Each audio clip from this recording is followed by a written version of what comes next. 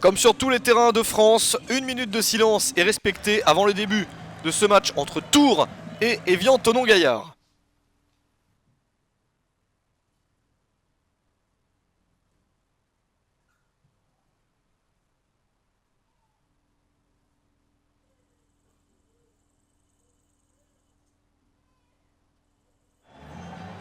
Tours est 14e du classement, Évian-Thonon-Gaillard est 7e.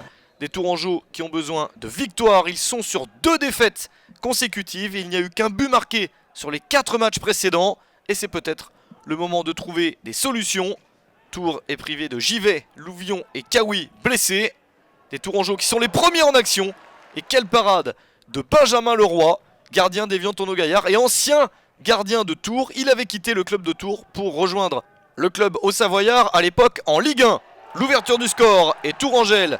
13 minutes suffisent à l'équipe de Marco Simonet pour marquer ce but. Baptiste Santamaria inscrit son premier but de la saison. Tours mène 1-0. Il n'y a eu qu'une victoire sur les 9 derniers matchs. Cette ouverture du score précoce est peut-être de bon augure. Mais Évian-Thonon-Gaillard réagit avec ce ballon dans la surface. Et la possibilité de frapper, c'est légèrement dévié à l'intervention de Bingourou Kamara pour éviter l'égalisation. Nouveau coup franc pour Tours avec cette remise de la tête et une bonne défense pour écarter le danger.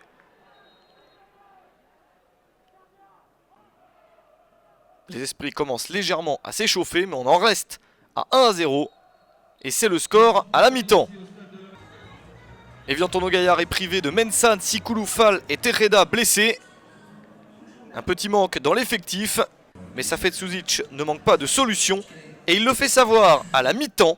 Il procède à ses 3 changements dès le début de la seconde période. Pas satisfait de la prestation de ses joueurs en première période, il change tout ce qu'il peut. Et l'effet se fait immédiatement sentir. 49e minute, l'égalisation d'Évian-Thonon-Gaillard à 1 partout. Deuxième but de la saison pour Fabien Santonze. Le choix du coach qui s'avère payant avec une présence accrue des joueurs sur le terrain et ce but. Attention ensuite à ce contact et Stéphanie Frappard qui s'approche des joueurs. Le carton jaune sorti pour cette faute Tourangelle.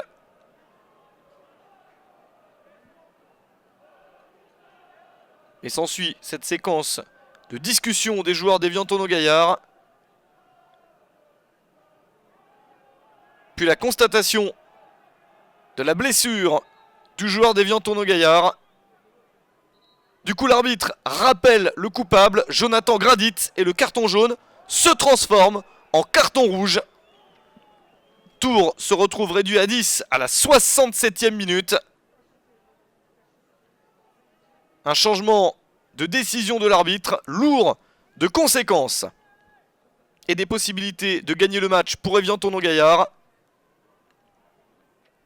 Une équipe qui ne fait plus de match nul ces derniers temps. 4 victoires et 3 défaites sur les 7 derniers matchs.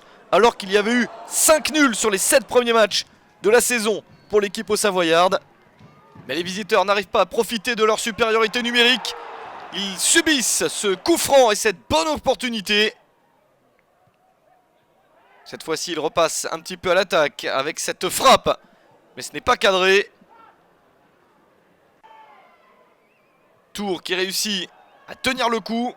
Évian-Thonon-Gaillard insiste enfin à 11 contre 10 avec cette nouvelle frappe sur la barre transversale. Ça aurait pu rebondir dans le but, mais ce n'est pas le cas. Et Tours qui continue à y croire. On s'approche de la fin du match. Le but superbe de Christian Kouakou à la 89e minute. C'est le bel exploit pour l'équipe de Marco Simonet à 10 contre 11. 3e but de la saison pour le joueur ivoirien Christian Kouakou. Et Évian-Thonon-Gaillard qui se retrouve un genou au sol. Même s'il y a une possibilité d'égalisation. Mais très belle sortie de Bingourou Kamara. Évian-Thonon-Gaillard a eu des possibilités de gagner le match. Mais c'est une défaite pour les visiteurs de ce match. C'est Tours qui s'impose à domicile 2-1 face à Évian-Thonon-Gaillard.